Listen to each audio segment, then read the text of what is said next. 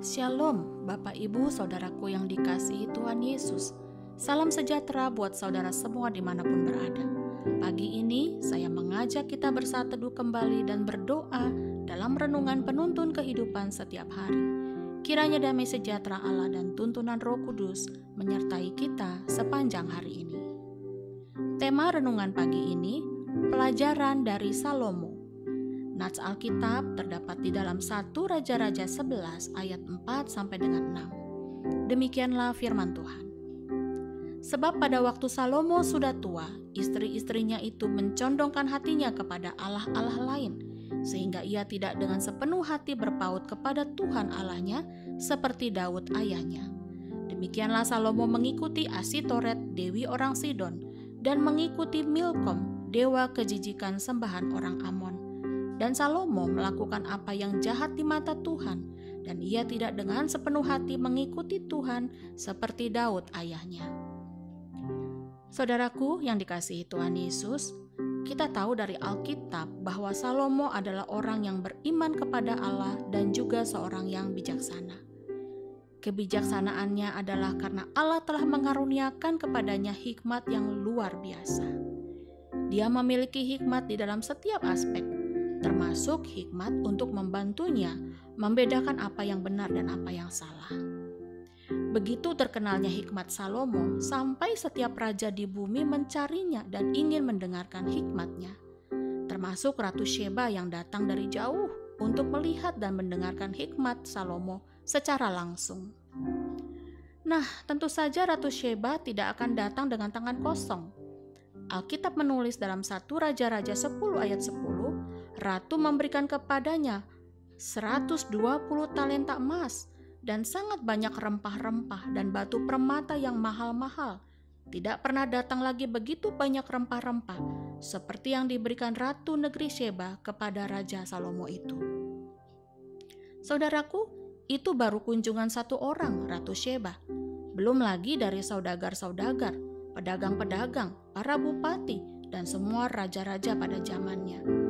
Mereka datang masing-masing membawa persembahannya, yakni barang-barang perak, barang-barang emas, pakaian, senjata, rempah-rempah, kuda dan bagal, dan begitulah tahun demi tahun.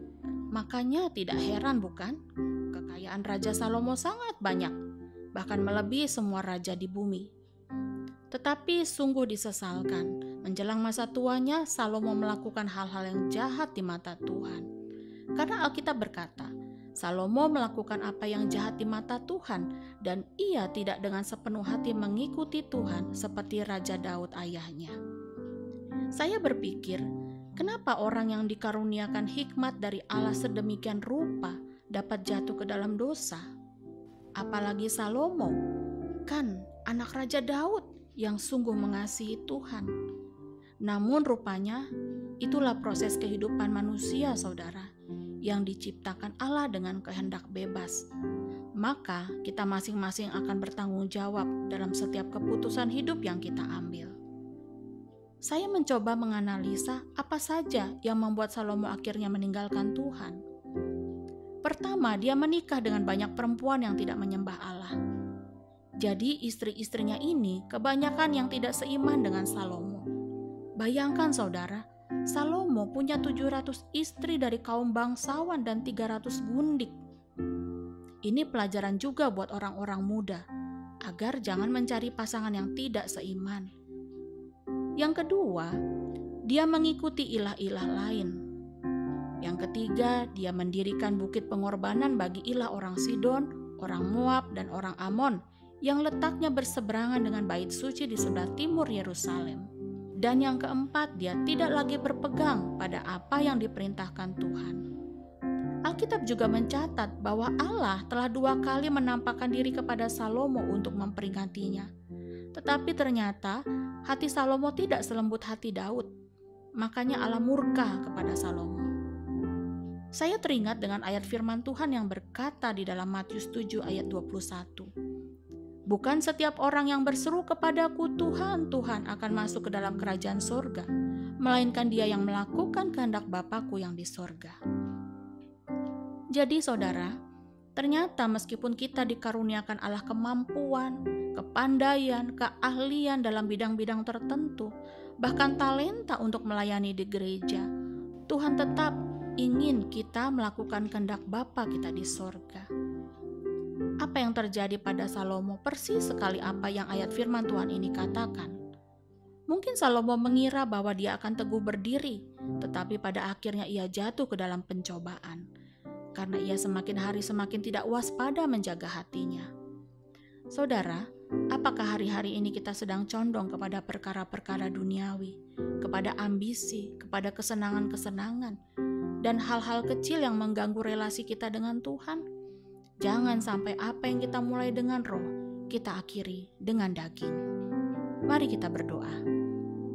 Bapa di sorga, kiranya melalui firman-Mu pagi ini Engkau memberikan kepada kami keteguhan hati untuk melawan dosa, sehingga kasih karunia dan anugerah Tuhan yang telah kami terima tidak menjadi sia-sia oleh karena kami tidak menjaga hati. Biarlah teladan Salomo menjadi pelajaran untuk mengingatkan kami semua tetap mengikut Tuhan. Terima kasih Bapa. Di dalam nama Tuhan Yesus kami berdoa. Amin. Kiranya berkat yang sempurna dari Allah Bapa, kasih karunia dari Tuhan Yesus Kristus, dan persekutuan yang indah dengan Roh Kudus menyertai kita dari sekarang ini dan sampai selama-lamanya. Maju terus dalam tuntunan Tuhan saudara, tetaplah semangat, sampai jumpa esok hari di penuntun kehidupan setiap hari, dan Tuhan Yesus memberkati.